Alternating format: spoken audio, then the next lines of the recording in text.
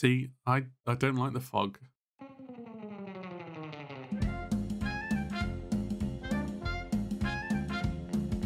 Welcome to the official, unofficial Sea of Thieves podcast, a podcast dedicated to Sea of Thieves and other rare games, but mainly Sea of Thieves.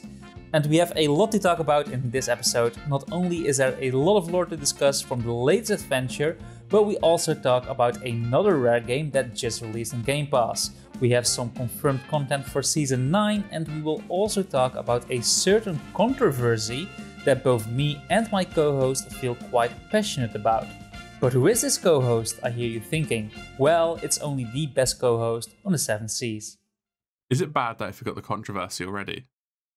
Yes, it's really bad. I'm still fuming about the controversy, so it's really bad that you've forgotten. Yeah. See what's going to happen. Sorry, guys, I'm AShinyRay. I'm your co-host. But I thought that would be a good sting at the start of the episode. I think you're going to bring it up, and I'm going to go bright red with anger. Exactly.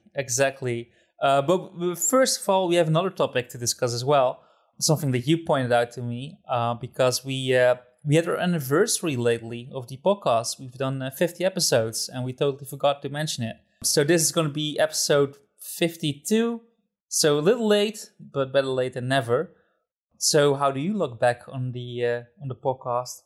This is going to be really cringe. It was very nostalgic looking at our first podcast together. This is going to get really gushy now and mushy. But at the time, the way Sea of Thieves was and the way I was at in content creation was I was just sort of starting my channel and I started to get a bit of traction. And I commented, I used to watch Captain Blubber's videos before that, especially his update reviews. Go watch them. They're all right. The new ones are better. And I think it was Fate of the Damned. I first sort of watched his content and thought this guy's spot on. But fast forward to, I think it was season 2, I want to say, I saw your review and you sort of resonated with me and I left a comment and you must have recognized my name and you said, oh, that's really interesting. Come on the podcast. And I thought, I've just been invited on a podcast. Let's do it. So we sailed together for a bit before that. And this is when we were looking for the tablets for Duke, if you guys remember that. So in 2021, there was a sort of build up to season 3 that no one really knew what was going on. But Duke was moving around the map and these tablets were appearing, which were hints as to what the next update was. As we all guessed wrong. As we all guessed wrong, as you would do. And do you want to tell him about the time you were on Shores of Gold? Because I think that's quite a cool memory.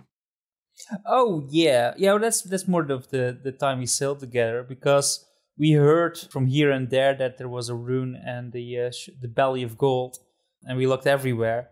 And Ray managed to find it, like, just by pure luck, because I was just late. I couldn't do all the traps in the Shores of Gold. I just kept dying, and out of boredom, Ray found the rune. And I used it for my video too, and I think we were the first persons to find that rune in the game as well, well before every other content creator. So that was a very good memory. For context, and then we had for context as well, we were fighting the Gold Hoarder for about an hour looking for it in there.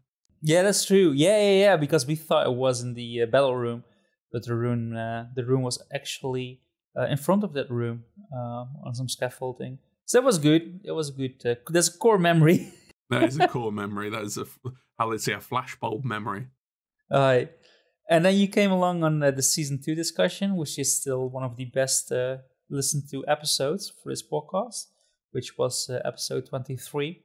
And then after a couple of episodes, you ask if you can be a permanent unofficial co-host. Whoa! That's not true. Whoa, okay, right?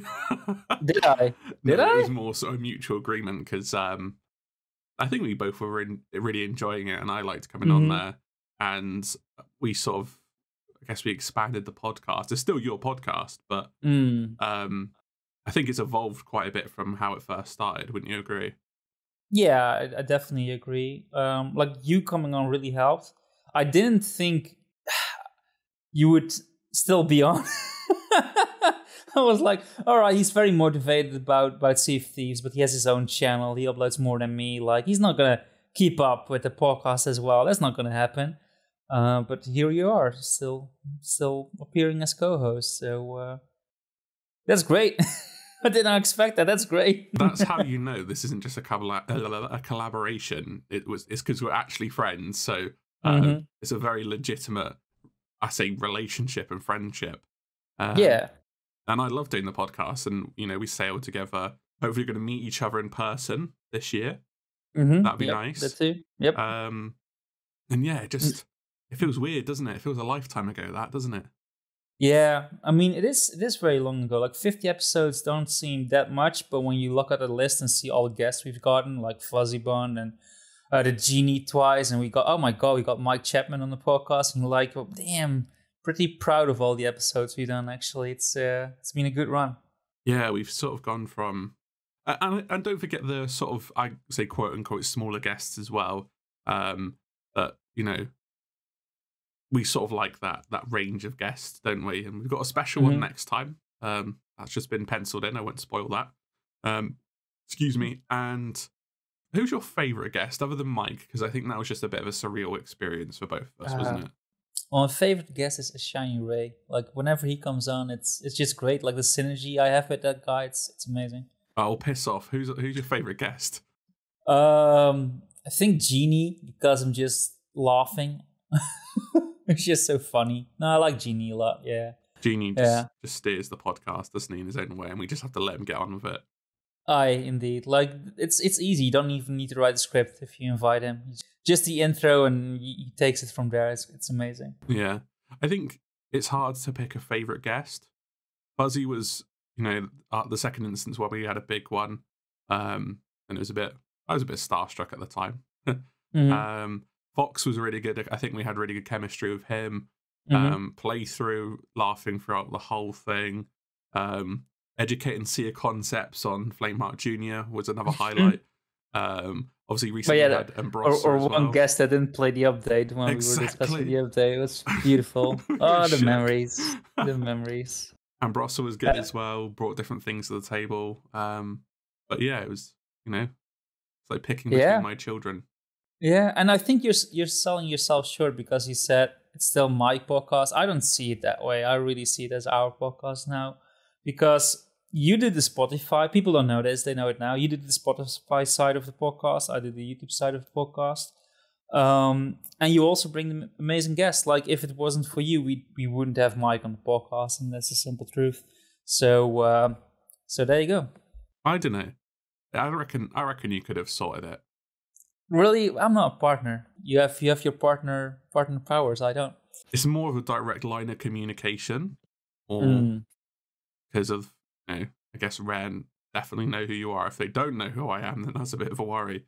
But I think if you tried hard enough, like you reached out or you even tweeted him, I think Mike would say yes, because he's obviously listened to it in the past, and he does watch people's videos as well. So. There's that to consider. So we know a lot of the devs do look at content on YouTube and Twitch. That's not just Mike. That's I say most of the dev team. I think any of the sort of higher ups will be keeping their ears to the ground, so to speak. Yeah, that's also good to know for listeners, because sometimes you have complaints about the game and you think, well, are the developers listening? Do they know about these issues? And they always know. Like, really, you don't need to worry about that. They always know what's wrong with our game. Yeah, just because they don't convey it necessarily, they know. Yeah, they're not stupid. One thing to mention as well, if we're on the topic of the podcast and chemistry and synergy and shit like that. I saw on Reddit that someone brought up our dynamic duo of the two of us and said they really liked the podcast because we had the discussions of you being on the Athena side and me being on the Reaper side, and it was mentioned with a lot of other big content creators, so I thought I'd tell you now to get your live reaction on the podcast to see what you think of that. I'm just smiling. I always like it. Like, I'm always surprised that, like, I do this, like, I communicate with my subscribers, but it's always, they also talk about you when you're not engaging with them, and I'm still a small YouTuber, but it's still nice to catch glimpses of that, and like, people are talking about me. So nice. Thank you. The amount of times I meet people on the seas and they go, "Where's Captain Blubber? Is he with you?" It happens. It's amazing. It happens around 50% of the time, and that's is Blubber with you? Oh, he's not with you. I wanted to meet Blubber as well. That's really great to me. Well, you can text me next time. I'll get on and they can take the picture, and I'll feel famous. In fact, I had someone in Sloop PvP I was fighting, and they said they started speaking Dutch to me, and they were like, "Oh, you're not the Dutch one. Where's Captain Blubber?" And I thought, okay, he's not here right now. As you can see, this is solo PvP, but I will let him know that you wanted to see him. All right, that's great. That's nice. Like, I'm still surprised that that people sometimes can't hear my accent, and sometimes I let know in my videos I'm Dutch, and I always get comments like, "Are you Dutch? I couldn't tell you were Dutch." I'm like, "Really? You can't tell this accent?" But whatever, it's cool. It's nice. Anyway, I'm the biggest Dutch Sea of Thieves YouTuber, I think. So there you go. That's another title to my long list. They should be adding you to partner soon, just based on that merit. Yeah, I hope so. I put in another application. I did not get a response. So there you go. Doesn't mean no though. So yeah, it does feel like a no. They get thousands. I'll keep on trying. This is my second time I try to get partner. I'll try again when I hit 10K, hopefully this year. And are you ready to do 50 more episodes? Do you think we'll make it to 100? Maybe this year. No, not this year. Probably next year we'll hit 100, won't we? Yeah, I think so. Yeah, we should upload once or twice a month, usually twice. Yeah, we should get there. Yeah. And if you want to help to keep the podcast going, you can do that. You can either buy a poster, link is in the description, or you can use Super Thanks. You just click that heart icon and you can donate, and we can pay for Spotify, and you're helping us out. That would be great. Mm-hmm. So now let's go into the controversy. Do you already know what it is by now? Oh yeah, I remember. Because I told you on Discord about this, and you were quite upset about it, and I was quite upset about it as well, which doesn't happen all that often. And I'm sure our listeners know this as well, because we usually get a cinematic trailer on Tuesday, and then we get the gameplay or the release trailer on Thursday when the adventure also released. And often, not always, but often the cinematic trailers are the highlight of the adventure.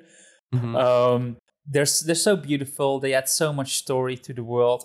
But the controversy is, or the bad news, I should say, is they're stopping with it. We didn't see a cinematic trailer last time, and they kind of combined it with the release trailer. So we do get a little bit, but not as much as we used to. And somebody asked Mike Chapman about it, and he said this: "I get you, totally. After releasing 10 adventures, we looked back and thought overall, showcasing more of the gameplay felt right, combined with releasing them on the same day as the update. And I don't know about you, but this doesn't really make all that much sense." Because wouldn't it be better to show 2 trailers? Like this seems like a step back, but I'll let you talk for now. How do you feel about this?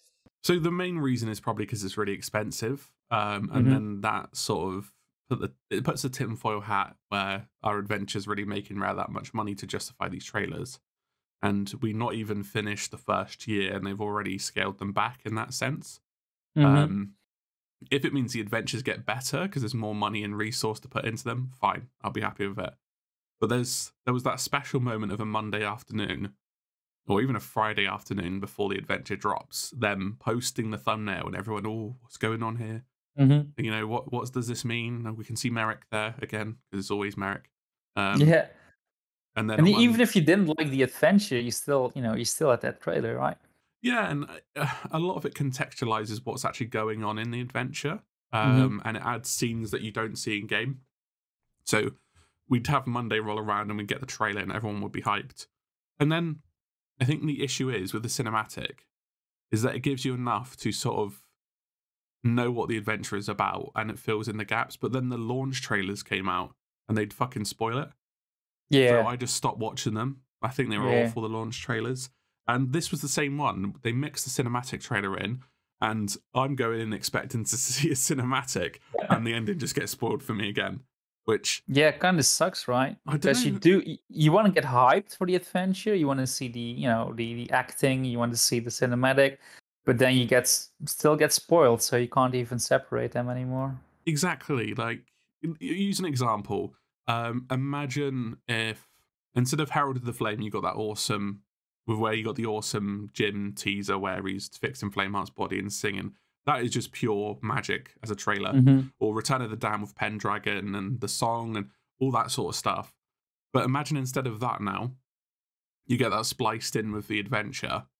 And say with Return of the Damned, why is Pendragon stuck his sword in the painting? Mm-hmm. Or, you know, oh, it's Jim. Oh, we've just revealed his Ashen Lord form right at the end. It feels like this is the way they're going. And this one too, to use a more recent example, we see the Dark Brethren coming out of the portal in the trailer. Like, spoilers, that's the ending, man. And when you play it, because I wait till retail to play them now, I played it for the first time when it came out last week, and that happened at the end. I was like, oh yeah, so surprising. It was spoiled. It was spoiled for me earlier in the week. Yeah. I mean, we kind of knew that Dark Brethren were involved, obviously, but still, like, you should not show that stuff. Mm-hmm. So how are you going to handle it? You going to watch the trailers next time? No. Like the revealed? Okay. All right. Because yeah, I don't think it's worth seeing those cool cinematic bits. Like the bit at the end with Briggsy and the start with Madame Olivia is quite cool. Mm-hmm. But I just don't trust that it's not going to be spoiled. Kind of like Forsaken Hunter. Is it Forsaken Hunter? Yeah, Forsaken Hunter spoiled a lot. Yeah, they spoiled who's behind all of this. Well, like, who could have done this? Merrick is killed. Like, what happened to Merrick? Like, we saw in the trailer, dude. We just saw in the trailer. So even though we praise the cinematic trailers, like they also did spoil stuff sometimes. But I felt they were doing a better job with it. You know, with the last couple of ones. Well, even the Rogue's Legacy, you see how Tasha gets cursed. You get Mm-hmm. the context of that. And you see Jim remaking Flameheart, and then that seems not actually in the game, but a memory, it's a snapshot. But you see that process and the chalice or what have you. You see Merrick get kidnapped by the Dark Brethren and basically beaten up by them as well. And you see Ramsay's speech right at the start and the Shrouding of Golden Sands. All these examples just seem to, all this context is just going to disappear, or most of it is. Yeah. No, I totally agree with that, and that's a shame. And I don't like it's like you said, it's probably a money thing, and I don't really fault them all that much if they need to do it, because obviously they thought about it. Like, if they wanted, I think they would keep the cinematic trailers up as well. But I'm just so disappointed that they couldn't keep it up for 2 more adventures. You know, just these 12, like, and then you can change. Like, probably there's going to be more adventures after these 12, but just keep it up for the 12 you've planned, especially the last one. I think that could have been an amazing trailer, and then you're done, and then you can change course again, like the companies usually do. How do you feel about that? Just, bite through the sour apple and make 2 more trailers? Yeah, I think so, because we don't really know we don't know if the 12 are its own self-contained thing, and it's going to be almost like season 2 and 13 comes out. Or they are treating these like arcs, but it's not even the case of finishing the arc, because the 10th adventure, which starts this arc, had a cinematic trailer, so it's just a really weird decision to cut it off at 10. Yep. But yeah, like, we just have to deal with it. We don't get them anymore. So yeah. Anything else to say about it? Just a really depressing start to the episode, isn't it? It is. A little bit of a downer, but that's a controversy. It is a controversy because most players are not happy with it, and we are also not.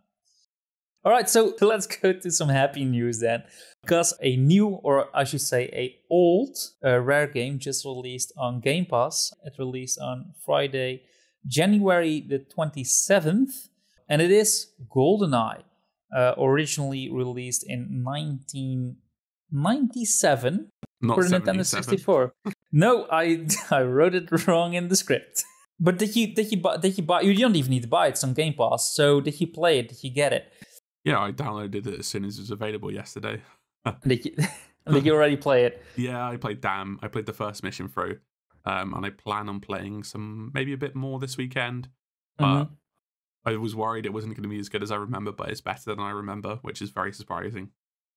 Yeah, I had the same experience. So to give a little bit more context, because I actually did talk to people who have not heard of GoldenEye, which is, I know, it makes me feel old.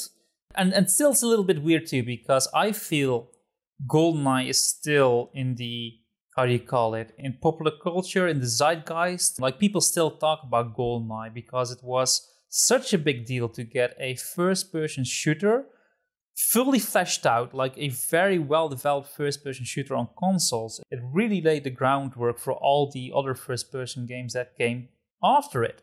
Maybe they dismiss it because it's based on a movie, but I say, well, it is made by Rare, and they made really great games during the N64, so you should treat it like that, right? Not like a movie spin-off, but more like a first-person Rare title, right? Yeah, I think it's one of the most influential FPSs ever made. I think you'd be hard-pressed to deny that. So if you know your general history about games, you should know about GoldenEye, at least if you're an FPS player. And I think, yeah, like you say, it's a movie tie-in, so, you know, people have envision these sort of trash tie-in games made by Disney, nothing to do with the film. But every so often, a really good tie-in comes along. So GoldenEye was one. Peter Jackson's King Kong was another FPS on console that turned out to be really good. Oh. Let's not compare King Kong with GoldenEye. Oh, I think the King Kong game is very what's the word? There's a place in people's hearts. I think it was a really good game. All right. Well, not in my heart. Bad taste. He's got bad taste, everyone. Did you play the original, by the way? Yes, I did play the original. Okay. Yeah. So, but you're a little younger than I am. I'm not gonna say your age, but you're a little younger than I am. But did you play it when it came out, or how did you came in contact with it then? So my granddad had an N64 from way back when, and we had a PlayStation 1 as our first console. So when we went round his house, we were excited to play the N64. It was that and Banjo-Kazooie, because it was basically alien to us because we never played the N64, or we didn't have one, so it was a new thing to try out. And those were the two games we loved playing. And sometimes I'd play against him. The bastard would use Oddjob, wouldn't he? And I'd use Jaws because I like Jaws, but put myself at a massive disadvantage. And yeah, he would slap me about. Yeah, I used to play as Oddjob, and I still lost to my friends. So there you go. You're scum. You are using Oddjob. Oh yeah, like I said, I still lost. So even with that advantage, it didn't help. For those that don't know, Oddjob is a character in the game that's a bit smaller than the rest, so his hitbox is actually smaller. Unlike Sea of Thieves, where everybody has the same hitbox. I wish it had online multiplayer, this new one. I'm so miffed it doesn't. Oh, it doesn't? Oh, I didn't know. Only on Switch. Is it only on Switch? That's so weird, because the Switch version is actually more faithful to the GoldenEye version. You can feel it in the controls, because the controls really suck on the Switch. So I have been told, because it is a port, and I've played the original. I've played it as an adult as well. It really does suck. Like GoldenEye, the controls really don't hold up. But when I played it on Game Pass, I was really surprised how smooth the gameplay actually is. Yeah. The only thing that doesn't hold up is the escort missions. Oh, God. That element should have stayed in the N64 era, escort missions. And they can die, right? Like Bioshock handled it pretty well. Your escort can't die. But it's not the same in GoldenEye. And you have several missions, right? And some are quite easy. And the last mission I did, I protected her right till the end. And then that stupid walks in front of my crosshairs and dies because of that. I'm like, come on. Was it Natalia? Yeah, it was Natalia, yeah. Stupid. So that's my only dislike about the Game Pass version at this moment, that the escort missions are still the same. I'm excited for that on 00 difficulty. Yeah, and I was playing on easy, so go figure. Oh dear. But yeah, we can recommend this, right, to our listeners if you want to try it out. Yeah, definitely. If you've got Game Pass, it's a no-brainer. And the expansion pack for Switch, but the Xbox Game Pass version's superior. Yeah, I agree. And don't be ashamed if you need to look stuff up on the internet, because it is an old game. It doesn't really hold your hand all the time. There's no shame in looking up how you need to complete a certain part, I would say. I agree. Yeah, I need to look up stuff for that game. All right. So I think we talked enough about Rare's other games. Let's get back to Sea of Thieves. The final bit of news, and that is we have some Season 9 content that has been confirmed. Do you know what I'm talking about?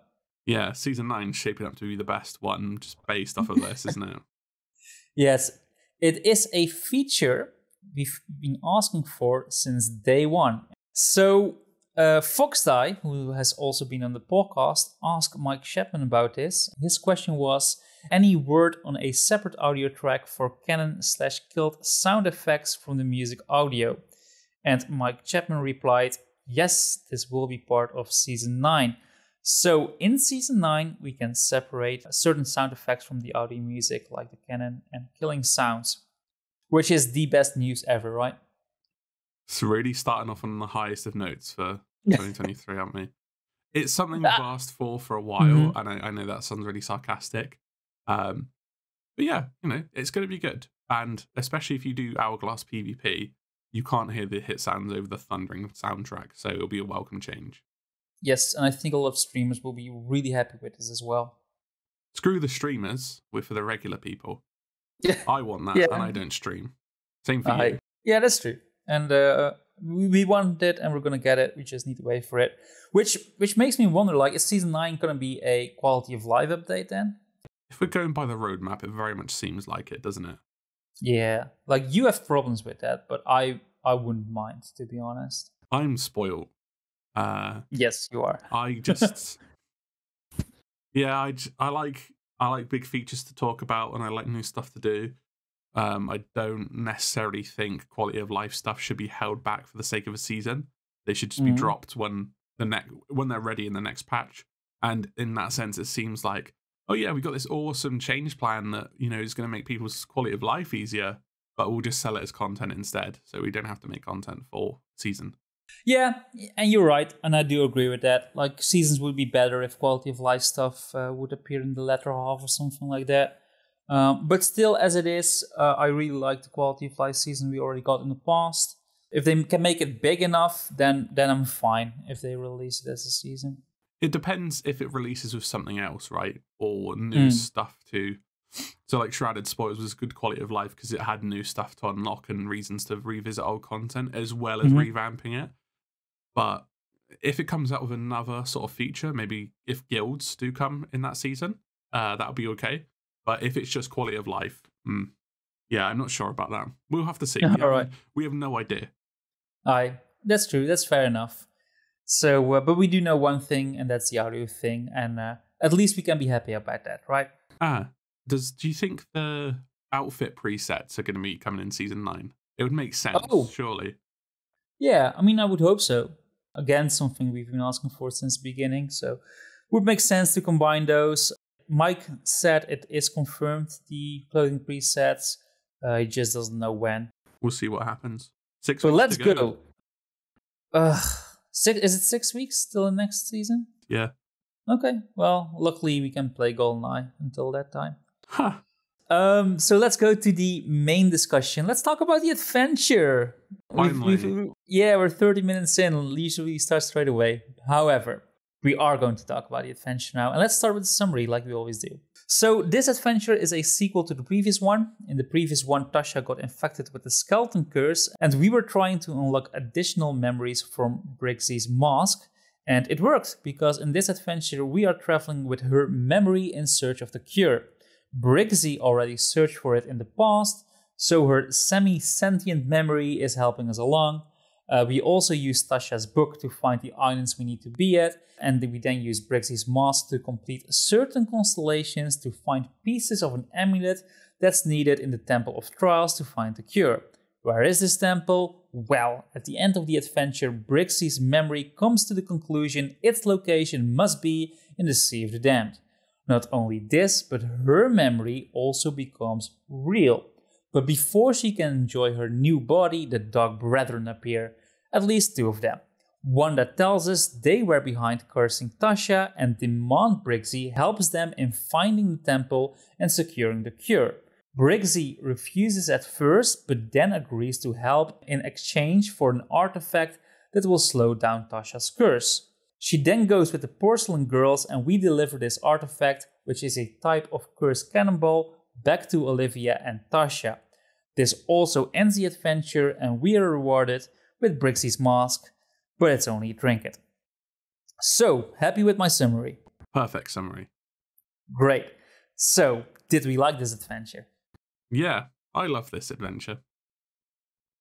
Not going to elaborate any further on that. All right, roll credits. Roll credits. No, I think this is my second favorite adventure, weirdly enough.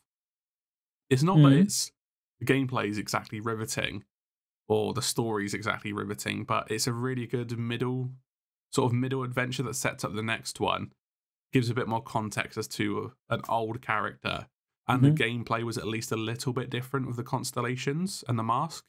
This is the sort of thing I expect for the first and second adventure quality-wise, with the third one being a big sort of climax of gameplay elements. So yeah, if all adventures were this quality, I'd be pretty pleased with them.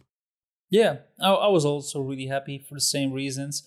It also added a lot of personality to Brixie as well, because we heard about her in the past, and we have this image of her, and it's nice to to see that image solidify in the adventure. Hear her talk, hear her being sassy, hear her being confident, like all these things we already pieced together from previous lore and novels, but now we see it. So I thought that was really great. We also get some lore again with the Constellations, which was nice, and it actually had a proper climax, unlike the previous adventure, which is just ended. You need to wait for chapter 2, okay. And this one we're like, oh, I can't wait, like oh, I want to know what's gonna happen. What's this temple? What's this monster? What is Tasha gonna get cursed? And it's Brixie. Oh, what's gonna happen? So yeah, I'm excited. I'm excited for the next adventure, and this adventure did a great job in setting all that up. Yeah, I agree. I think, like you say, you don't have to explain to us why we have to wait for a month. You can just end it and say, yeah, it's happening soon. We need to do something about it. Rather than magic takes a long time in the Sea of Thieves for reasons. You're going to have to wait 6 weeks for the answer. This time, they've even gone so immersive that we don't even know when the next adventure is starting. So they really took our criticism to heart, didn't they? That's why we got that cursed cannonball too. Like that slows down the curse. Like it's gonna take a long while. Yeah, maybe 2 weeks into season 9, something like that. I don't know. Yeah, we'll see about it. We'll talk about that a little bit later as well. But did you like the additional memories as well? Because we're not reading journals this time. We go to other places to get additional lore. Did you like that? Better than journals. Still quite flat because Brucey just stands there and talks at you. And yeah, we'll get to this shortly. But yeah, I need to go listen to them again. I don't think they revealed anything too riveting, just so I can get gameplay footage. So it's in my archive, but all the main stuff is in the campaign that you need to know. And yeah, if you've played and you've read the books, you know all this stuff already, apart from maybe where Brixie got her sloop. Yeah, I thought that was really interesting. And she landed in Thieves Haven as well, which seems to be the starting place for a lot of adventurers. Even our characters as well. It's the first island we see when we pass through the Shroud after the maiden voyage Tall Tale. So I thought that was really nice. That was a nice touch. And she also stole her first ship. So she didn't came with a ship of her own, like Ramsey. She actually stole her first ship, which is a very pirate thing to do, which makes me like her character even more. Exactly. And her relationship with Suds was also new, right? We didn't know that, right? Or did we? Yeah, that's covered in Stars of a Thief. Oh, yeah, I missed that. Yeah, I think Still liked it though. I'm going to do a playthrough of those 9 Tall Tales again, just to sort of get footage and write some notes down about it. So I'm sure you'd like to come along with me as a refresher. Yeah, it's great. I mean, milestones, right? Oh, God, yeah. Not for the rich content or lore or the classic Tall Tales milestones. They've really got you with Season 7, haven't they? They've hooked you. Yeah. Well, I don't know. I still don't know how to feel about it. Like, yeah, it's fine. It's good for your dopamine in your brain, but where is the end, man? I can't see the end with the milestones.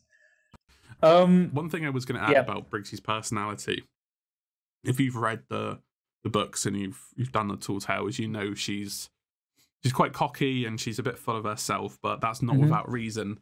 But I think each time she speaks and she says how great she is, it was a little bit too much. Okay. Not in the sense that that's not Brixie's character, but it was sort of over-egged a bit. If she did it once or twice, it would have been fine. But they hit you over the head with it a lot. Yeah, I only had it when she was talking about Rose. Like, oh, I inspired Rose so much that she became an adventurer as well. I'm like, no, Rose also came to the Sea of Thieves to have adventures of her own. Like, she already made that decision before you enticed her. So I think she was giving herself a little bit too much credit for that part of the story. But all the other parts, I think it lined up quite well, I think. Or like the panther, beautiful and deadly. Remind you of anyone? Yes, Briggsy, we know you're very beautiful and deadly. You're so deadly that you managed to get cursed and we killed you last year, didn't we? Yeah, that deadly. It's not even that. It's show, not tell, you know? Mm-hmm. Show us why she's deadly. Don't tell us that she thinks she's deadly. She did describe herself as a strong woman, and she is, but do you really need to spell it out? I mean, it's annoying, like when Flameheart goes, I was born to rule the Sea of Thieves, and I'm this, and I'm that, and you turn back while you can, and all that sort of shit in Heart of Fire. And it's okay to start off with, but it really grates on you at the end of it. And the additional media sort of portrays that anyway. I suppose it's for new players and people who don't read the extended lore. Yeah. But it's, just a bit too much. Yeah. So we didn't really learn all that much with the memories. Still like them. Yeah, still good. Yeah, of course. Yeah. Nice. So one more thing before we go to the lore. How annoying were the enemies spawning in? Oh, God. I feel like I'm banging my head against the wall with this one because it happens every single time we have an adventure or a tall tale. We had to bring protection to get clips too. It was so bored because we were on a galleon. I think it was times by 4 as if we were being treated as individual crews. Whereas when I did it again in the sloop, I got bothered maybe 2 times. Okay. And but you'd have instances where you dig something up and enemies trigger, or the memory would start and then the enemies come out, or the memory would finish and then it would come out. And God, it was really shit. I saw in your video the bloody keg skeleton popping up in front of us during the climax of the mission. Were you meant to be listening? I mean, we could have all died if we were not careful. Yeah. And then you miss the entire conversation. Yeah, and then you have to start again.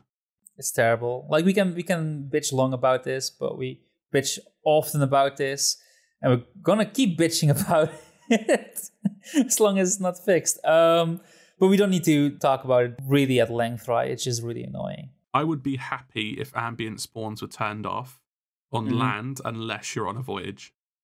Yeah. Yeah. I have this big list of things that make content creation for YouTube on Sea of Thieves so difficult. Or difficult, tedious, and that's one of them. Yeah, just turn it off for the adventure islands, right? If you do the adventures. Yeah, even better.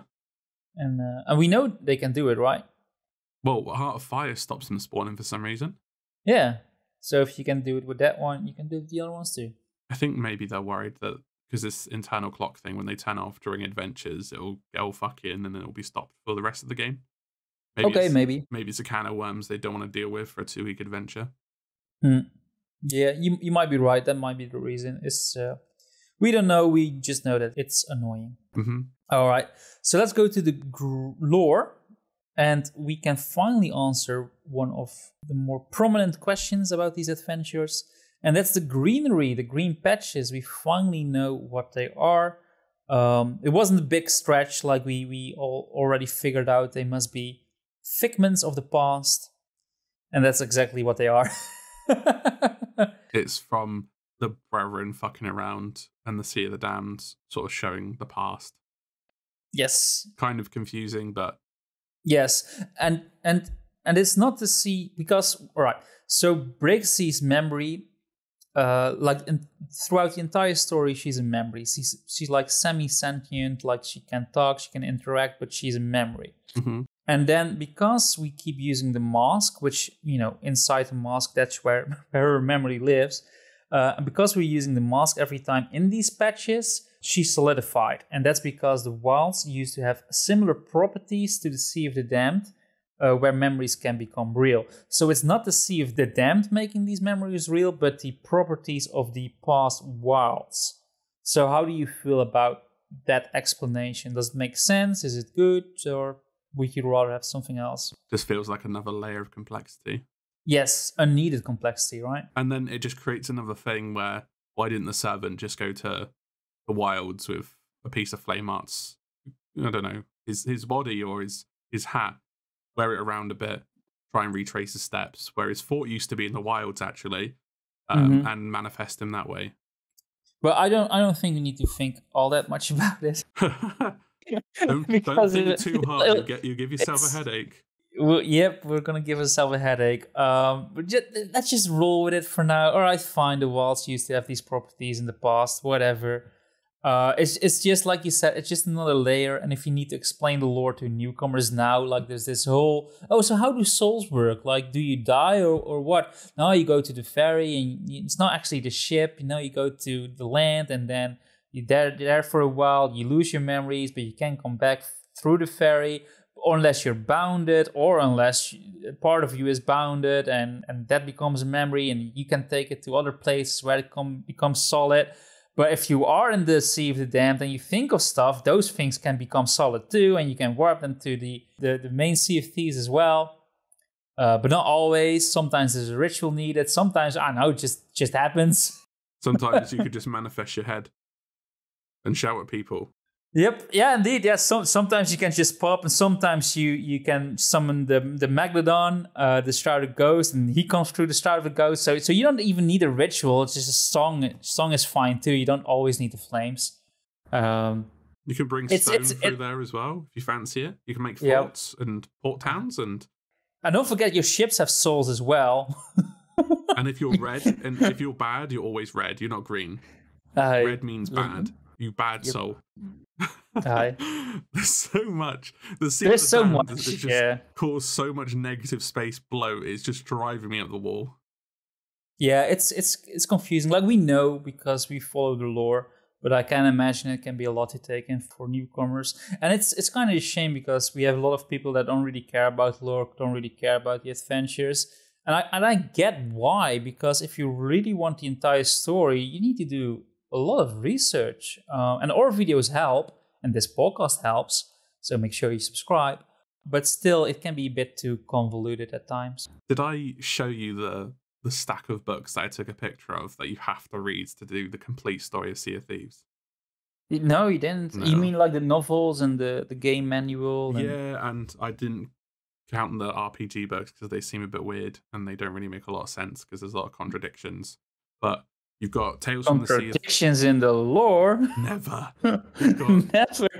You've got Tales from the Sea of Thieves, Heart of Fire, Athena's Fortune. You've got 1, 2, 3, 4, 5 comics to read. And even stuff in the vinyl book that you need to read as well. Plus anything in game. Yep. It's good for marketing. Like, if it's a good story there, but you need to buy all this shit first. You need to spend 100 quid plus to get it all. Right. But now the 100 million doubloon question. Are we dealing with multiple Brixies now? Because skeletons, and here we go, skeletons have souls too. So if you kill a skeleton, their soul also goes to the Sea of the Damned. So technically, her soul should already be in the Sea of the Damned because we killed her as a skeleton lord during the Shores of Gold Tall Tales. Oh, and shit, yeah. Yeah, but a part of her, that's how they describe it. They don't say a part of her soul, they say a part of her, or Brixie found a way to manifest a part of her in her mask as well. And that becomes a memory. And then that memory turns into the real Brixie. But is that a duplicate Brixie? Or did her soul from the Sea of the Damned somehow merge with her memory from her mask, and it's just the same Brixie? How do you feel about that? Because we do see particle effects, right? When she solidifies, doesn't a soul come from above and merges? Like, I do remember something happening above her head as well. I'll need to check, but I don't know if that's just taking the mask off. But you bring up an excellent point. The fact that when we kill Grey Marrow, his soul as a skeleton lord goes to the Sea of the Damned to be trapped, and that's the one we summoned during the Fort of the Damned and Fate of the Damned. Yes. But Brixie should have done that as well because she was also a skeleton lord. But there's this, again, fuckery where if the ferryman thinks you've done good, he'll make you human again, but it'll wipe your memories. But again, that raises the question: has Briggsy done anything to deserve to be forgiven, even if she didn't ask to be cursed? I don't think so. No. And it's also bad because just because you get cursed, it doesn't make you a bad person. And Briggsy wasn't a bad person until she became a Skeleton Lord, and even then, it's quite debatable.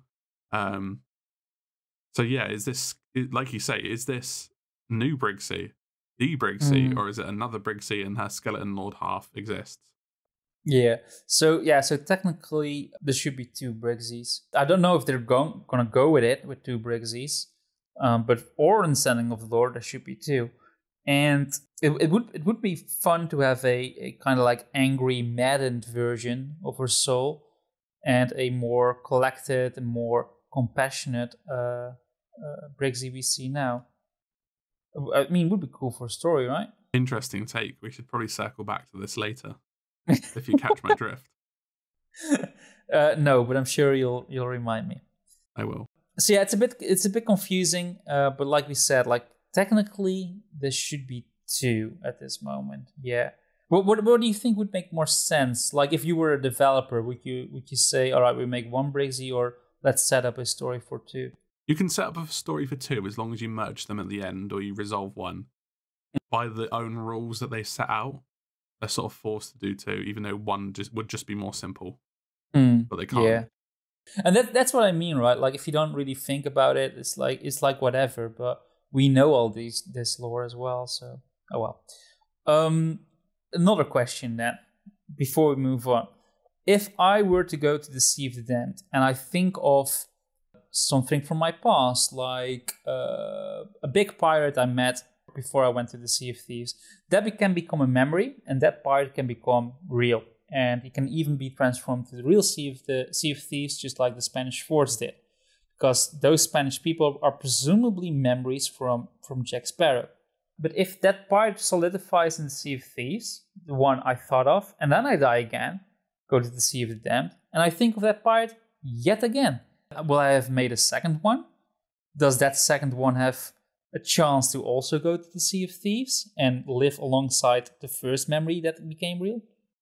What is this creation? What has happened here? What is this logic caused? I mean, does it work like that? In all essence, it should work, because phantoms are just memories that can become sentient and then realize if they're memories and they're dead, they can get their consciousness back. It's like waking up from a dream or having a lucid dream.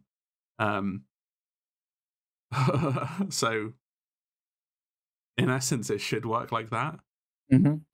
But does it? We don't know. I don't know. I'm going to say no, because I think even the developers want to make it easy on themselves. But it could work, according to the logic we know. Let's not fry our brains all too much, and let's go to something we can discuss a bit more easily. Now, let's talk about the amulet, because we don't really know what it is. Like, I suspect it's a key to open the Temple of Trials. Do you feel the same? It looks like it, doesn't it? I don't think it's an amulet. And there's three symbols on there: the cross blades, the 3 mountains, and I think it looks like a flower. Yeah, it kind of looked a little bit like the eye of the Order of Souls as well. Yeah, it's a tough one. We don't know what it is, and it's not explained, but surely it's the key. I can only think of it being that. Otherwise, why would we complete it? Yeah, that's true. Do they take the key with them at the end? Yes. So yeah, it must be the key if the Dark Brethren need that to get into the temple. Yes, because Briggsy realized the temple was in the Sea of the Damned after she saw that waterfall. Yeah. She was like, oh, the waterfall, it reminds me of a barrier. Oh, a barrier? Oh, a barrier between the Sea of Thieves and the Sea of the Damned. Like, it's really convoluted, but whatever, we roll with it. The ancients clearly never had doors, did they? Oh, the constellation is a door. What's a door? A doorway to the Sea of the Damned. But do you know what the constellation for temple is? It's just a palm tree.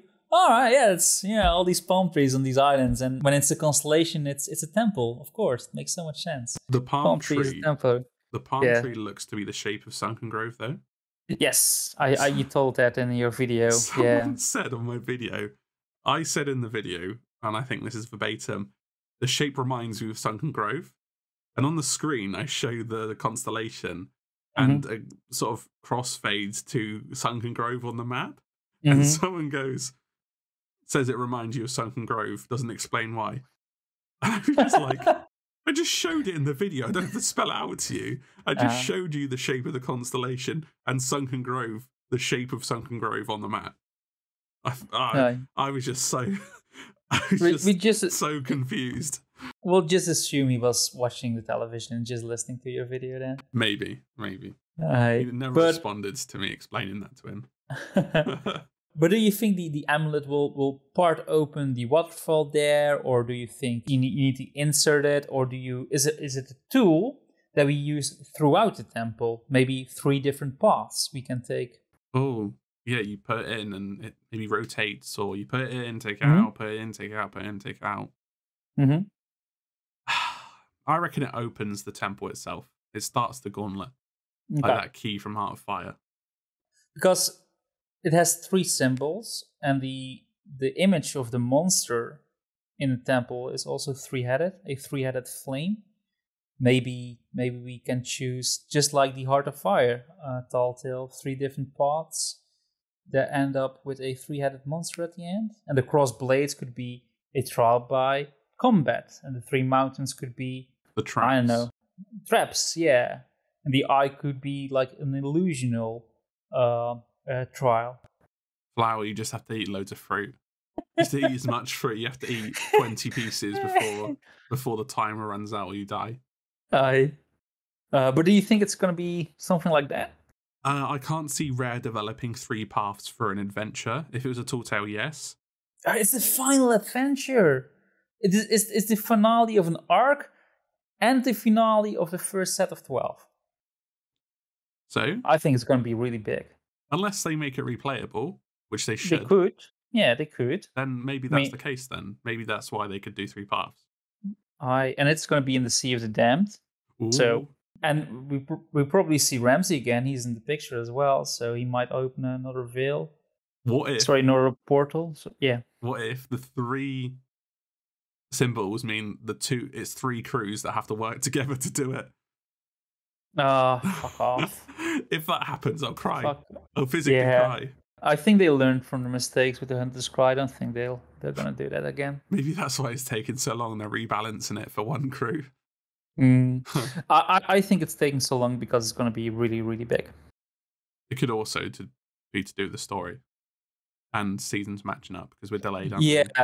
Yeah. So it goes because it's peculiar, right? Because it didn't show a date when it's going to be released, which has never happened. Which has never happened. So I think they already realize at this point that they probably need some time to make it. That's how I read it. I guess we can cover this a bit later on, unless you want to do it now. No, go for it. I think it's a season 9 adventure myself. Yeah, that could be. Yeah, it could be. Which would mean at least 6 weeks waiting still. 8 weeks. Probably 8, yeah. Yeah. Because you don't gonna release it at the same time, obviously. It's just bad marketing. Mm-hmm.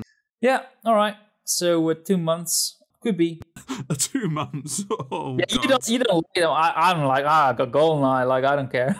Yeah, you can play it for 84 times in those 2 months. Of all difficulty. I mean, probably gonna be stuck several weeks on that stupid escort mission. So by the time I finish that, I can play Sea of Thieves again. All right. So amulet could mean whatever. I do like that it's 3 symbols. Could mean 3 paths. Could mean 3 trials as well. I think it's interesting with the 3-headed monster as well. Mm-hmm. All right. So let's go to the constellations, which you did an entire video about. So let me give a brief synopsis of all the constellations we see. And these constellations are part of Briggsy's previous journey in finding the cure. Only she didn't finish it then, but she did finish it when we did it. Like, for some reason, she became smarter and figured out what the last constellation meant with the waterfall. All right, so here's my understanding so far. We have the wise king, which is depicted by an owl, the ancient king, by the way, and he had a wayward son, and the son is symbolized with a butterfly. This son, the prince, went to prove himself in the Temple of Trials. And proving yourself is symbolized with 3 mountains, like, a mountain to overcome. It's not a real location, it's just symbolism. And the 3 mountains are also on the amulet. The Temple of Trials is depicted with a palm tree. I don't know really why, but, tree is temple, whatever. He went to prove himself, but he was manipulated by the vicious widow, which is depicted by the widow spider. Into what he was manipulated, we don't know. The widow was either a queen or advisor to the king, who she led astray. Into what astray? Again, I don't know. The widow, they say queen or advisor. I think they mean she was a queen, but also the advisor to the king. That makes a lot of sense to me. Then we have the panther, which is a family member from either the king or the prince. She's a strong individual who gets given a bad rep, similar to Brixie. Brixie even, compares herself to the panther. Then we have the fox or vixen. She symbolizes another strong female character. We don't know who in the ancient lore, but we also don't know the parallel. Then we have the hourglass that represents choices. And we have the waterfall that represents a barrier between worlds that made Brixie conclude the temple is in the Sea of the Damned. So those are all the constellations, right? Hourglass. Oh, you got the hourglass. Sorry, yeah, you've got it all. So some of these characters we have seen in the past, like the prince. The prince was also mentioned in the season 4. No, where it was Siren's Prize. Oh, the Science Prize. Yeah. Yes, the journal where we learn about the prince looking in the water and him being dragged down by the sirens, right? That's it, yeah. No. He was rescued by the mermaid. He fell, and then he was, yes. And the mermaids rescued him. Thank you. And we think this is the same prince, right? Yeah, if we're keeping it simple, and they should be keeping it simple, it should be the same character. So we think these characters are still alive in the Sea of the Damned, or is this just a story? What do we think? I think so, because the vixen is the female priest, and I think that Jill sees them, or sees the priest, during the Heart of Fire novel when they go to the Sea of the Damned, and the priest seems to notice them as well, as if they're sentient. So I think these characters are all alive, and from Siren's Prize we seem to understand that most of the ancients went to the Sea of the Damned apart from a handful. So yeah, I think they're all alive. We did hear about the queen before as well, right? Yes, yeah. The queen sent the ancient, the priest, in Siren's Prize to look for the remains of the warrior, but he couldn't find them because the siren claimed it. So going off of that knowledge, isn't the queen also a good guy? Like she's set up as a villain to the king in this adventure. Seemingly. Depends if we can trust these ancients that we were working with in Siren's Prize. Okay, yeah, fair enough. And the parallels, because the panther is a family member from either the king or the prince. So we think the panther is... It must be a princess, surely. And that would make Brixie a princess too, then. Yeah, but... if we draw the parallel. So we're meant to be drawing the parallels between all the characters, or the ancients and the real-life characters in the Sea of Thieves. So who is who? Panther is Brixie. Who would... Right, let's start from the beginning then. So who would the Wise King be? Oh, I don't believe in these parallels. Oh. So what are you asking? I'm just trying to make conversation. Oh, right. I mean, you could loosely talk about the Wise King being Flameheart and the son, the prince, having to shape up and do something, which is lead the Reaper's Bones, but... Yeah, so the prince would be Flameheart Jr. then? Yeah, so what would the widow... Voice the Flame, maybe? Yeah. Or Wanda. Could be Wanda, yeah. But with the widow, that was either a queen or the advisor to the king, she led astray. Whom she led astray. I don't think Wanda led Flameheart astray. I think it was the other way around. Yeah, that's true. That's true. So Brixie would be then the daughter or princess or what have you, related to Flameheart or Flameheart Jr. The fox would be female priestess. Would be another Belle. Strong female. Bell could be. Yeah. And the hourglass is the hourglass of fate, and the waterfall is the waterfall at Sunken Grove. Yeah. Yeah. Waterfall's probably the easiest there. Yeah. I think that's very loose, isn't it? Yeah, it is very loose. Are we meant to believe there are parallels, or is this just or mind trying to make sense of it? I don't know. It could be. It could also just be a story because, the patient turtle story read in the book with the Great Warrior, etc. Some of them do sound like metaphors, but some of them are actual stories. Yep, that's true. But how much credence, how important is this story to the overall story of Sea of Thieves? It could be. Do you think it gets play into it? Do we think what? Sorry, what's the phrase I'm looking for? Do we think it'll get resolved? No. Do we think we need to pay attention to this story of the ancients to make sense of the story that's happening now? Maybe. The fact they don't conclude it means they could conclude it in Adventure 12. But the fact they introduce so many characters that you can draw parallels with could mean that it's maybe a vision of the ancients from the future and it hasn't resolved yet because it hasn't happened yet. So, how do you feel about that? Well, I think this is just fluff. I think we don't really need to pay attention to this. I think you can ignore it.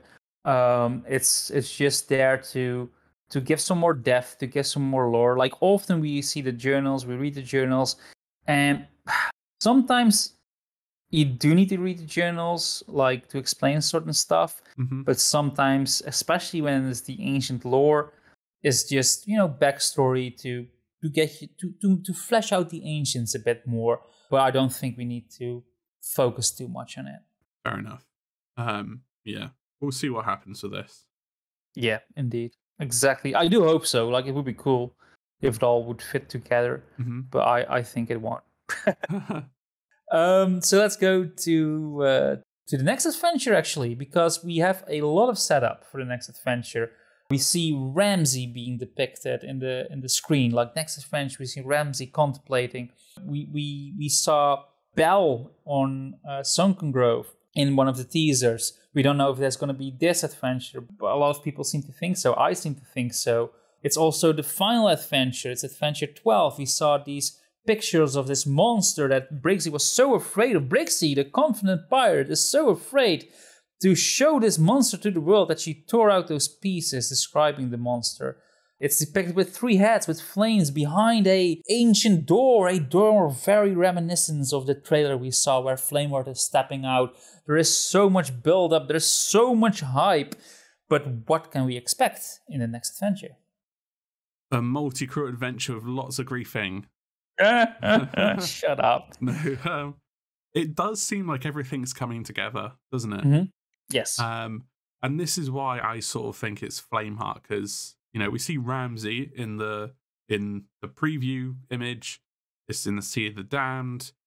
Flameheart's not really doing anything, and it's the first 12 adventures that seem to be meant to be the first, let's say, season of adventures. And there's a few unresolved plot threads, and we see Belle pitched up to find out what happens to Merrick, but we only really find out that's the case because she's worried about Merrick's secrets. Same with Ramsey. Maybe they're doing the same because they're worried about Briggsy's secrets. But as of late, Athena's fortune seemed very preoccupied, not with the Brethren, but with Captain Flameheart. That's true. But I can imagine every faction in Sea of Thieves wanting to get their hands on the Skeleton Curse cure. That would make sense to me that everybody wants to get it. It would make complete sense because, like you say, everyone's got a vested interest. So Wanda might want it for her own gains to get revenge on Flameheart. I think she would be more inclined to use on the Servant because that's extra spiteful. And they have that sort of rivalry, don't they, left over from what's sort of discussed in the Lost Sands journals that Junior wants to kill her. So she might feel the same. Ramsey, well, obviously the Brethren also said they wanted to try and recruit people to their cause. And that is a very good sort of goal, and it lines up with their ideals, where the Brethren are made up of people who were spurned by the pirate's life, and that would probably include lots of people who got cursed who didn't want to. Oh, yeah. So that would be a sort of good, let's say, a next step. And then you've got Flameheart, who might want it because it could be used to unimmortalize him, make him mortal again, which is, I don't think Flameheart wants that. And No. Athena's Fortune might want that as a weapon as well, and possibly a recruiting thing. Yeah, or just be nice. Like, oh, you got cursed. Oh, don't worry. You go. Come, here, Have a little sippy of the pink milk. Aye. The Gaviscon. So yeah, what do you think? Do you think all 3 factions will want it and fight for it? Well, we do have this theme of 3, don't we? Mm-hmm. Oh, he's brought it back. He's brought it back, everyone. I didn't expect that. I've been blindsided. So what if this could also be another choice for the community? Nah, no way. So who's gonna get the cure? Is it gonna be Flameheart, Ramsey, or the Dark Brethren? 3 pieces to the amulet, 3 factions, 3 pets to choose, and a 3-headed monster at the end. So I don't know. Could be like that. It could be 3 choices. Jeez, who do you think would win that choice? Oh, that's a good one. I think if it was a physical Flameheart involved, I think they'd have that bias where he's just been introduced, and that's quite interesting. Mm-hmm. And you're sort of off the back of Return of the Damned, aren't you? Still, you got that hype. Yes. Yeah, that's true. Yeah, but you could say, like, you already won, so we don't really want to win, but have Flameheart have it again. We do need to learn more about their motivations, because if this is the case, like I'm sketching, which is a wild idea, I'm not even sure if they're gonna do it. Would be great. We do need to learn a little bit more about their motivations, because we only know the Dark Brethren. Really, they want to use it as leverage. Yeah, they want to use it as a tool of power to trade for favorites. Yeah, we can turn you into a human again, but you need to kill Flameheart for us if you want to cure or something like that. Mm-hmm. So we do know their motivations. Ramsey just wants to be nice, probably, and just gives it to whoever wants it, because it's your pirate life. If you got cursed, but that's not the path you want to choose, we can bring you back on course. And Flameheart would probably destroy it, right? Maybe he'd destroy it or keep it. Yeah. Do you know what would be really interesting? What if Flameheart wanted it to give to the servant? That would be some depth. Yeah, but would the servant want it? I think he's happy with being cursed, right? Yeah, I don't think the servant would want it, but what if Flameheart sort of sees that, oh yeah, he's brought me back now, but I never wanted this for him? Ray would never do it because Flameheart's a bastard now, apparently. But yeah. Flameheart, we saw in Heart of Fire that he... It's weird, he found it inconceivable that the Ancients had a weapon to destroy him. He found that completely impossible. And like I said, it was true. The Ophelia didn't defeat the Burning Blade or Flameheart, what have you, despite the magic that was involved. But this time, a more learned Flameheart who's been in the Sea of the Damned would realise this power, especially if he's got an ancient prisoner, and he'd won that cure to make sure that he can't be undone. And I think it all ties together where Athena and the Brethren are racing for the cure. They get to the end, and behind the gate is Flameheart, ready to take the curse, or the cure, sorry. And it will create a big, oh shit, you've reintroduced Flameheart in this massive surprise. And he's managed to take the skeleton curse away, or cure, sorry, the cure away. Yeah, or he just throws the bottle on the ground there. He smashes it in his hand. Aye, that would be really cool if that would happen. And I think if we're going to have 3 choices, it's going to be that. Ramsey, everybody gets it. Flameheart, nobody gets it. Brethren, only the Brethren get it. Yeah. I think that's a choice. Man, that would be so cool. I really hope they're going to do it now. I'm kind of not ready for another choice this soon. Oh, in 8 weeks. Yeah, true. But also... I bet by that time we might want to choose again. Yeah. It would be interesting to have 3 sides, though. That would be cool. Yes. Yeah, I agree. One other question I have about the next adventure. What is the monster? Biased. I know what you think. I'm biased because I've made a video on it, but it only makes sense to be Flameheart, and that is a representation of him especially with the gate as well, and Mike's little tease about it a few weeks ago. Probably more than a month ago, actually. What was his tease exactly? He essentially, I'll get it verbatim so I don't get crossed over, because E-Walsh sent it to me before, because E-Walsh was the one who asked.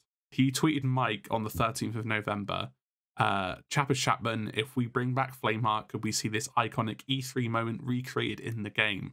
I've always wondered about it, and things are lining up to make it happen. So there's the gif of Flameheart coming through the arch from the E3 2016 cinematic trailer. And Mike did respond to it, and he goes, the real question should be what that archway represents that he's emerging from, with the 2 eyes emoji. What does that? What do you think he means by that? Yeah, that's a good one. Like, it's an ancient structure. Like, logically, you think an ancient connection with Flameheart. Yeah, and if you've not seen the scene before, Flameheart's coming through this ancient archway, which is quite similar to the one drawn in the picture. Obviously, a child has drawn that, so it's not one-to-one recreation. But he's also leading an army of skeletons, which is also mentioned in the book. And you can see, here's another one, you can see it's underground somewhere, and the flames for the torches are sort of green-white, so they're not normal flames. Yeah. And in the Athena's Fortune novel, they do mention that those flames appear in the meeting places between the merfolk and the ancients. So it's possible that's an underground meeting place, but it also suggests it's a soul flame, so it could be in the Sea of the Damned. Yeah, could be. I don't know. I think we will. Hippo. Other than the hippo, so we know that's coming in season 10. I actually cut that out. Actually, I think it's not going to be Flameheart. It's just going to be an ancient monster that the ancients created, and I think it might have 3 heads. Yeah, it's just going to be something new. Just feels really out of left field.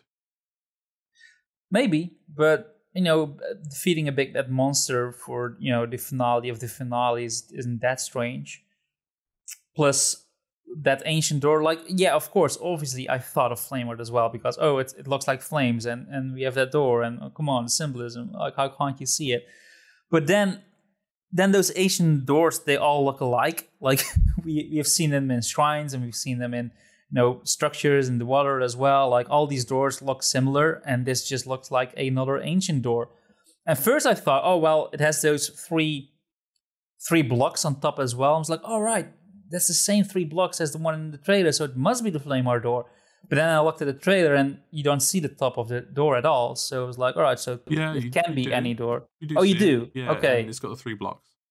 Okay, it does have the 3 blocks. Okay, then I did remember correctly. Still doesn't mean it's the same door. It could be just any other ancient door still. True. I got Flameheart vibes, but then I was like, no, but Flameheart's already resurrected. We saw that he's in this coffin. Like you said, he's still in his coffin. But we did saw that in the little trailer out where he was outside of the coffin. So why would he be inside the Sea of the Damned still? That doesn't make any sense. Because we had this discussion, because you said, well, this is precursor to him being fully resurrected. And then I was like, no, because the time of resurrection already happened in November. Or Bell thought that was the time of resurrection. Shut up. That it was the time of resurrection back then, and if it you was need a time to resurrect resurrect some. If it was a time of resurrection, it could It very would well be be called the time of resurrection. Why is Flameheart not Why is Flameheart not walking around now? Because that's a developer thing, because they didn't know Flameheart was going to win. Could have been Arthur Pendragon, so we need to wait. True. So then, not everybody has, like, most players have access to the Reaper's Lair. Okay. So what if then this adventure is taking so long because they need to take into consideration the results of Return of the Damned? Yes, that could be. I agree with that. And even then, if Pendragon won, we've got that red ghost on the screen, haven't we, in Season 8, and that could have been Flameheart anyway, and he just doesn't come back after that, he goes elsewhere. But how do you explain that? I know your answer, but how do you explain that trailer that they showed us where he was outside his coffin in the dining area? I think it's non-canon. Yeah. It must be. Well, it surely is, because he's stood in his coffin. Yeah. Like is that 100% sure that he's in his coffin? Well, he must be, because when you do the ritual of the flame, he comes out of it, doesn't he? Yeah, I don't know that, but thanks for the spoilers. It's in the trailer, my friend. It's Okay. been 10 weeks. Yeah, You gotta yeah, get I good. know. Get good. Yeah, I know. All right, thank you. We'll get it for you. We'll do it. We'll do it this All right. season. We've got 8 weeks left before. No, sorry, we've got 6 weeks left. All right. Okay. Sounds good. Sounds good. We'll see Flameheart. I think. Sorry, just Yeah. to carry on with that. I think when I look back at these adventures, what has rarely introduced that's not reskinned or a new mechanic that stays in the game? That's not a tiny little bit of asset. None. There's none at all, is there? Yeah. No, nothing. Like everything that gets reintroduced just disappears again. Yeah. So unless they made this replayable or some sort of voyage like Legend of the Veil, would they put into all that effort of making a monster that we fight in an adventure which could be gone after 3 weeks? It's Yeah, just but it can make sense for it to be an ancient thing, but the way the story's gone, the reason it's taken so long, it's just after Return of the Damned and the links between Flameheart and everyone getting involved, it would feel like a more complete ending to these 12 adventures rather than them introducing yet another layer to it. yeah, I do agree with that. From that perspective, it does make sense. And Yes. lastly, like, how would you reintroduce Flameheart? Would you just have him appear in the hideout one update in season 9, or do you think you want to introduce your villain who people have been wanting for very clearly during Return of the Damned? It was that the disparity was that clear. Are you going to have him appear in the lair, just being like Ramsey, or is he going to have a big introduction? Yeah, it is different because Golden Sands you can build over time, and return is just instant, isn't it? Maybe they'll just start by opening the casket ever so slightly each month. It's 4 stages of the casket opening, and the 5th one is that his fingers start moving and his eyes start glowing. So it makes sense that because we got an instant sort of change with Golden Sands, didn't we? Where the fog disappeared and the NPCs moved back in, and the first stage of rebuilding, and then it took a while, and then it started to rebuild. Whereas we've got nothing with Flameheart. We've got a painting with Pendragon. I think that's even more minute than Golden Sands, isn't it? Yeah, well, yeah, I guess so. Yeah, it's not much, but the it's servant something. was like, "Boss, what do you want to do with this? Just chuck it in the corner. I didn't fucking need it. We won, didn't we?" It's nice they went to collect it too from Shipwreck Bay. I love how Athena's fortune just, well, he fucked up, didn't we? We lost. We'll just leave it here. We won't take it with us just in case. Belle's just so sad. She just doesn't even take the painting with her. I think just row over on their soul flame rowboats. Yeah, thanks for that. We'll have that.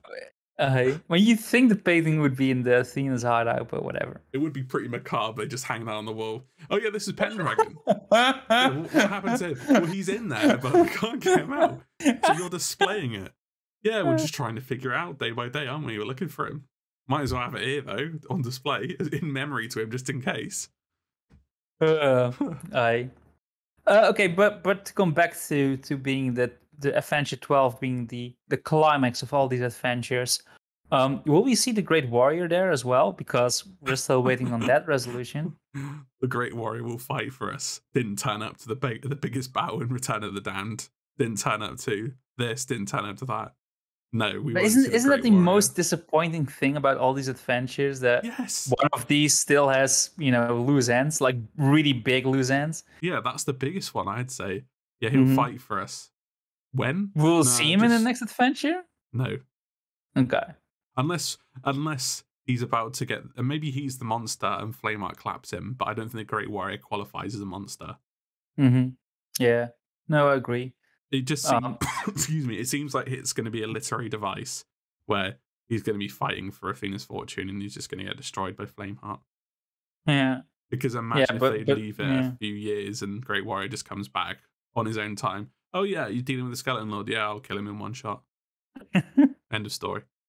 All right. So everything comes together except the Great Warrior in the next adventure. Well, in the next adventure, we're going to learn what a Soul Flame Captain is, why the Spanish. Shut up. Why the Spanish? I did make my peace with the Spanish. I think they're memories of Jack. It would make sense on the timeline. What about the ancient prisoner? Oh, I don't know the answer. Yeah, we don't know what's going on with that. That's true. Where's the captain? I don't know. Exactly. It's on his pirate ship with Tinkerbell. Final question for the next adventure: will we get a real mask?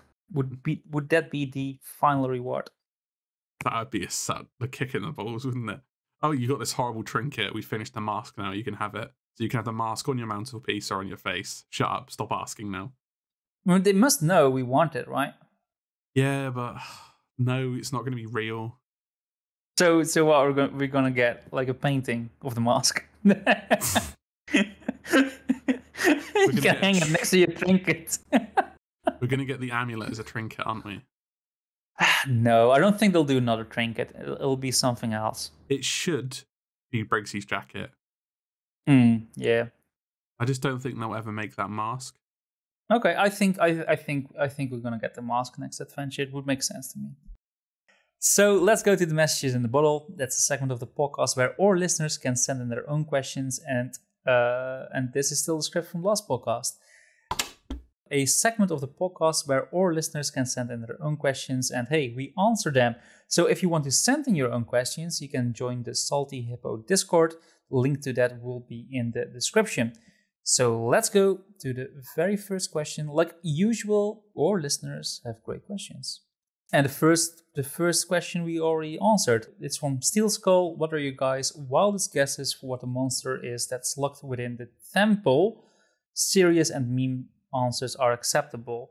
So you said Flameheart. I say something new. Mm-hmm. And there we go. And we go to the next question now. Hang on, your meme answer was hippo, wasn't it? Yes. What can be my meme answer? A hit reg fix. But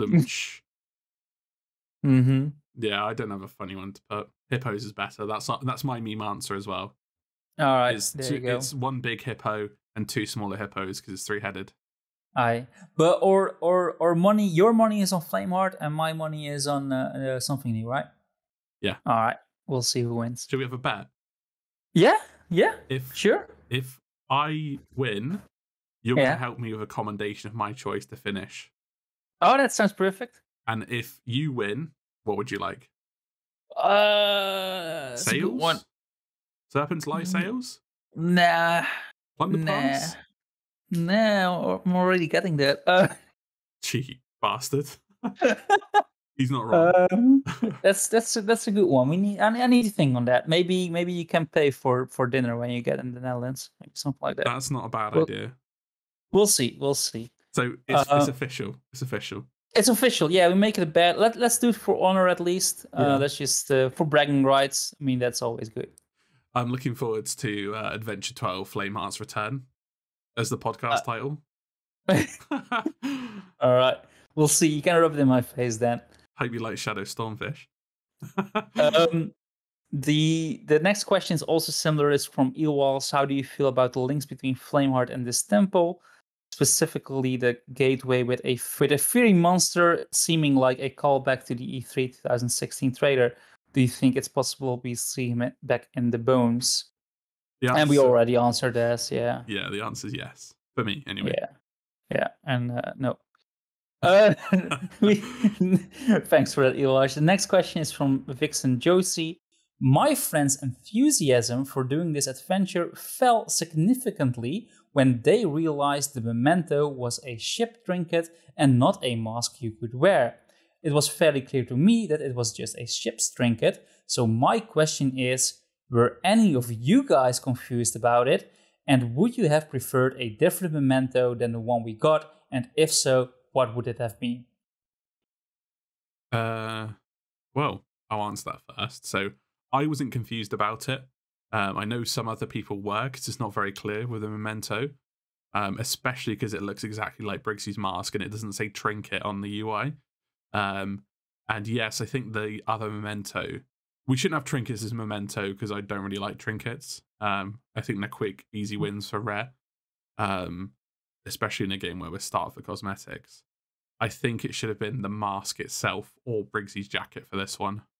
Yeah, I mean, I don't really mind it being a trinket either because I want to have trinkets every once in a while or a painting, because your clothes, you wear them, and eventually you're kind of set on, the pilot you want to have. Like, I've been set on my clothing for a while. The only thing that's recently been added is Jim's jacket, which I really like. But apart from that, my palette really didn't change. Like, I look how I look in my videos most of the time. Yeah. And your palette's the same. Like, eventually you are happy. And with those trinkets, you can place them in your ship. And if you don't have them on your sloop, you can place them in your galleon. And you will always be reminded at that time you finished this adventure. So I do kind of like having trinkets and paintings as rewards. But I was also confused about it, because when I saw it, it didn't say trinket. I thought it could be a trinket or a mask. And it leaves me wanting a real mask. Fair enough. I agree with that.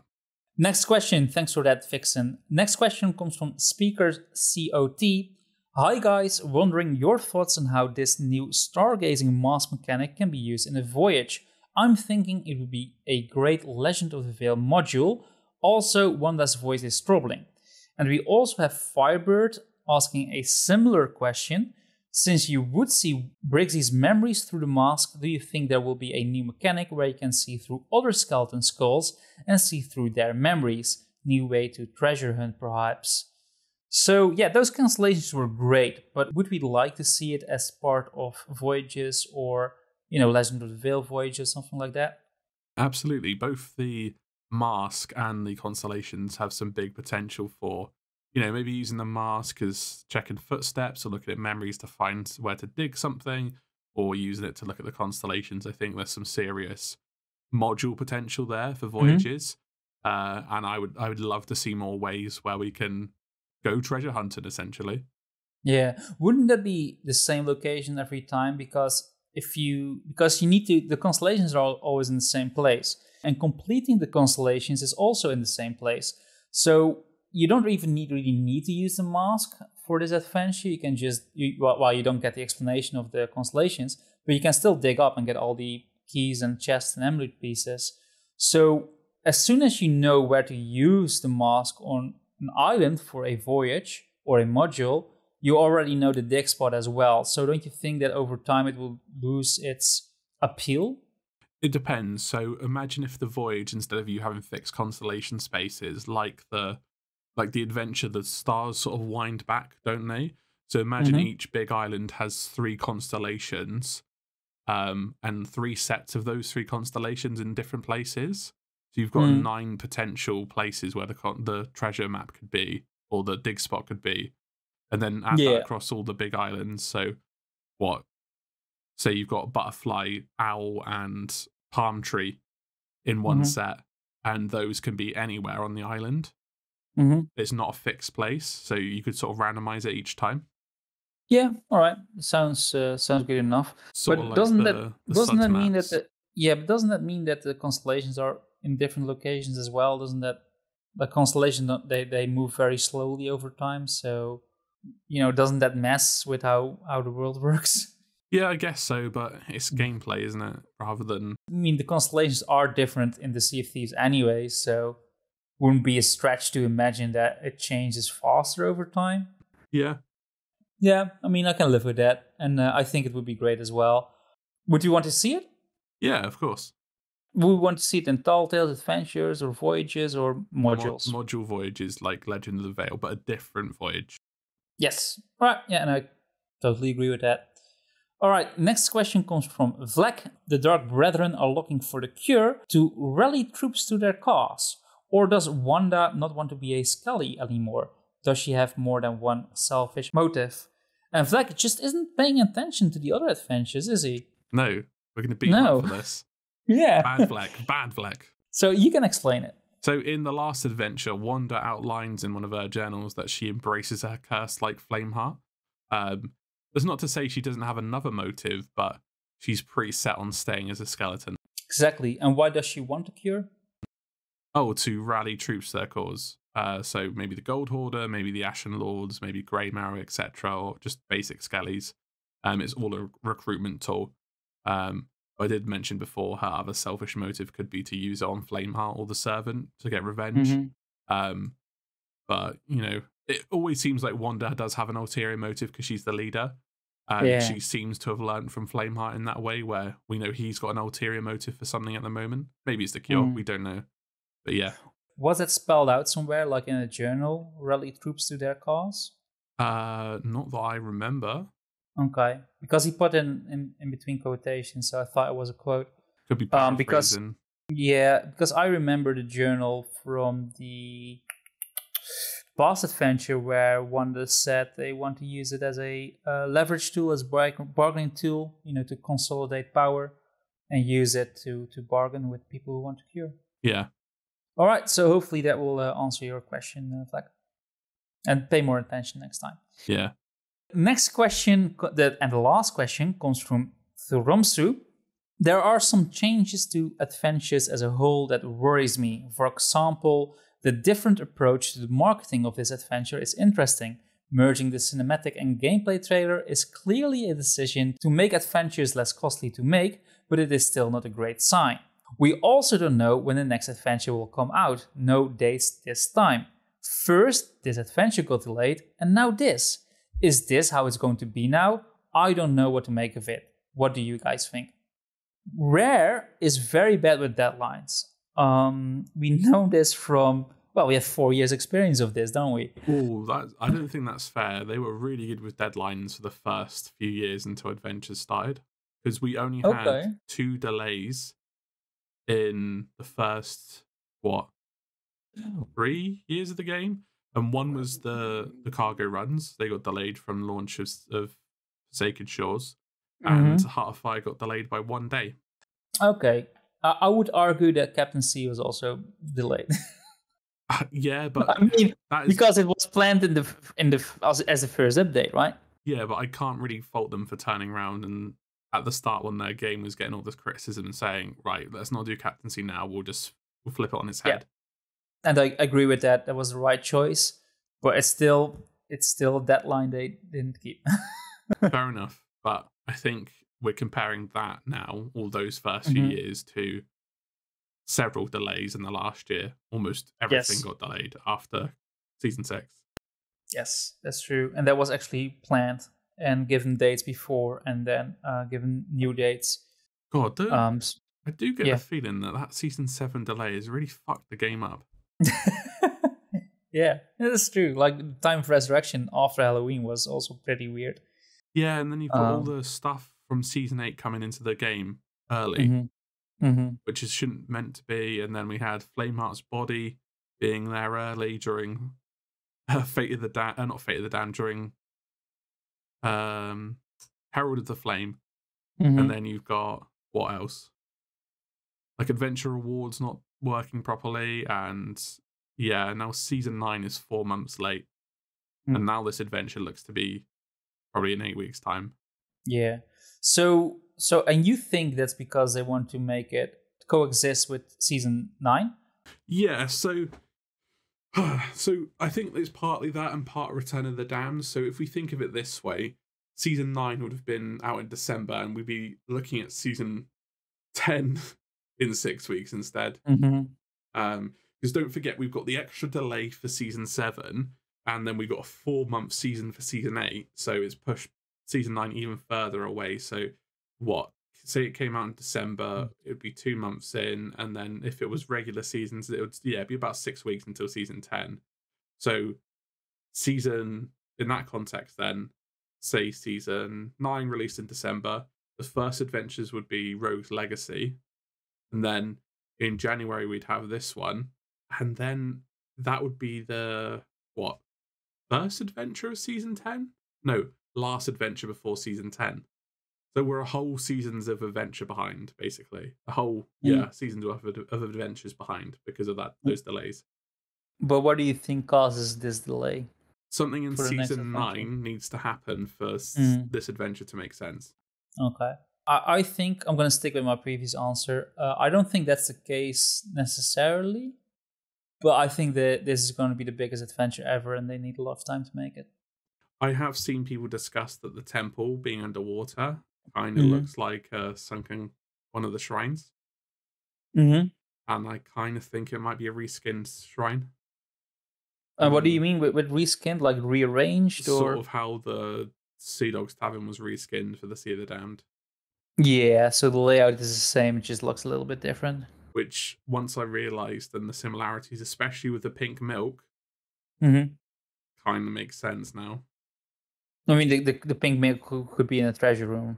Yeah, and it could be a Breath of the Sea reskin as well. Yeah. It could be a Breath of the Sea. Cool.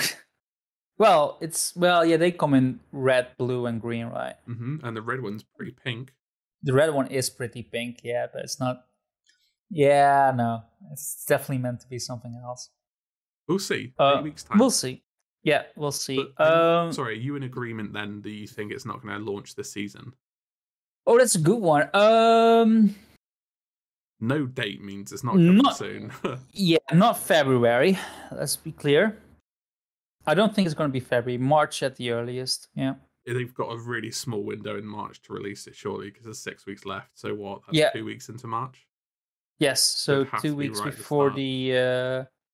Yeah, and it ends in the day after the next season will begin, or a couple of days after the season will begin.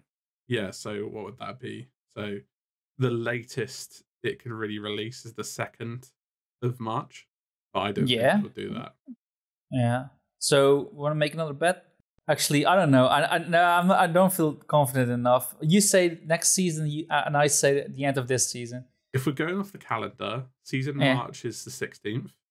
Unless they delay or what have you. Got game calendar now. So I think it will release on the 30th of March. All right, and I'm going to say it's going to release before that.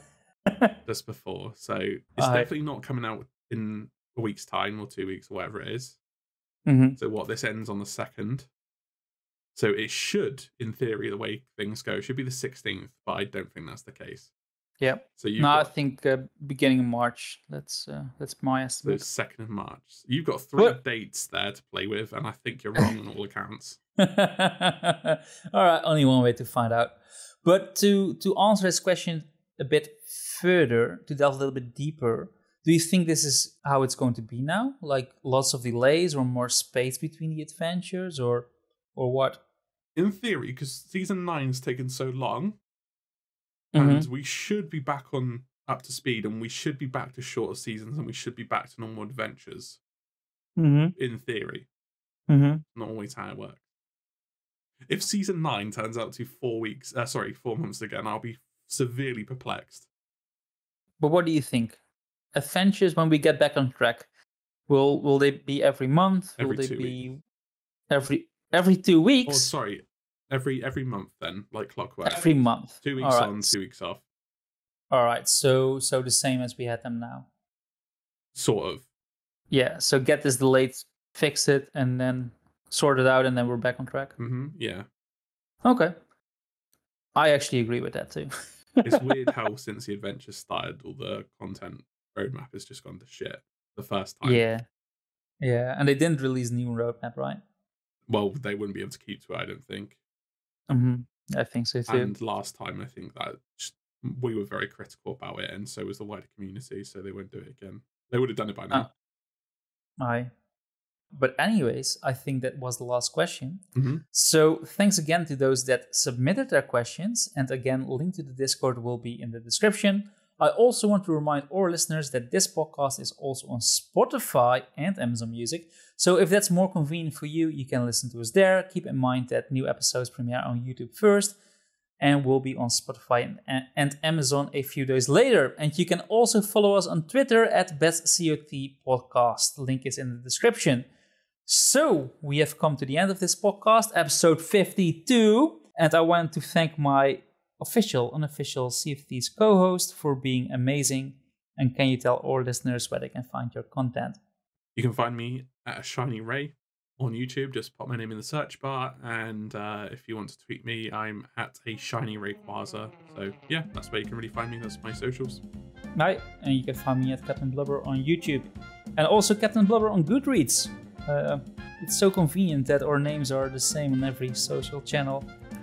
So anyways, make sure you give this podcast a thumbs up. That's always appreciated. And let us know your thoughts about this adventure in the comments. We do love reading them. So yeah, this is the end. If you did listen to the end, you are a better person. compared to everybody else. So thanks again and take care. Take care, guys.